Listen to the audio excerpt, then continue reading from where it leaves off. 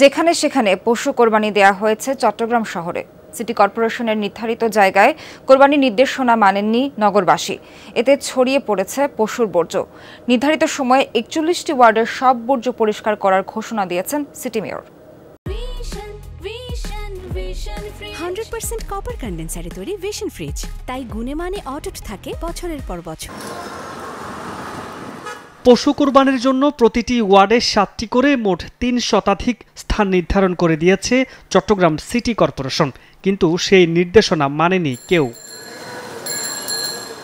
ঈদুল আজহার নামাজ শেষ হতে না হতেই সবাই নিজ নিজ বাড়ির সামনেই কোরবানি করেন, বর্জ্য ফেলে রাখে রাস্তার উপর। করতেছি এগুলা নিজের পরিষ্কারটা আমাদের নিজের উদ্যোগ। আপনি সরজমিন দেখতেছেন, জবাই করতেছি, জবার পরপরই আমরা পানি দিয়ে পরিষ্কার করতেছি। গোবর পরিষ্কার করতেছেন, রক্ত পরিষ্কার করতেছেন, এবং সিটি কর্পোরেশন থেকে আমাদেরকে পলিব্যাগ দেওয়া হয়েছে। পলিব্যাগে আমরা বর্জ্যগুলো নিয়ে ওটা নির্দিষ্ট স্থানে আমরা জমা দিচ্ছি। সিটি কর্পোরেশনের যেগুলো নির্দেশ দিচ্ছে সেগুলো অনেক দূরে আমাদের থেকে, আর আমাদের তো এই গরু ওখান থেকে জবাই করে এখানে আনা, ট্রান্সপোর্টেশন একটা ব্যাপার আছে।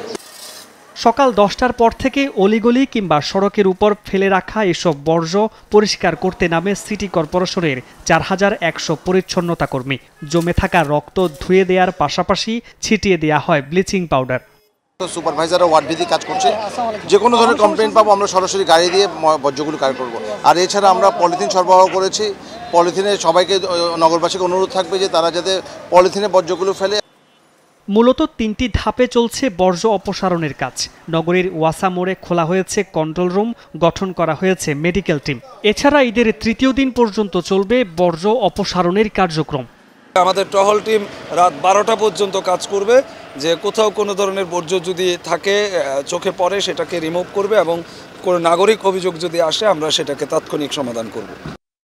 বিকেলে বর্জ্য ব্যবস্থাপনার কাজের অগ্রগতি দেখতে পরিদর্শনে যান সিটি মেয়র। জানান, কোরবানির 7 ঘন্টার মধ্যে ৪১টি ওয়ার্ডের সব বর্জ্য পরিষ্কার করা হবে। প্রায় 80 to 90% বর্জ্য পরিষ্কার হয়ে গিয়েছে। আপনার আর ঘন্টা 1.5 ঘন্টার মধ্যে দেখবেন যে চট্টগ্রাম শহর পুরোই পরিষ্কার পরিচ্ছন্ন বর্জ্যমুক্ত একটি শহরে পরিণত। বর্জ্য অপসারণের কাজে নিয়োজিত পরিচ্ছন্নতা কর্মীদের 450 টাকা করে বিশেষ ভাতা দিচ্ছে সিটি কর্পোরেশন।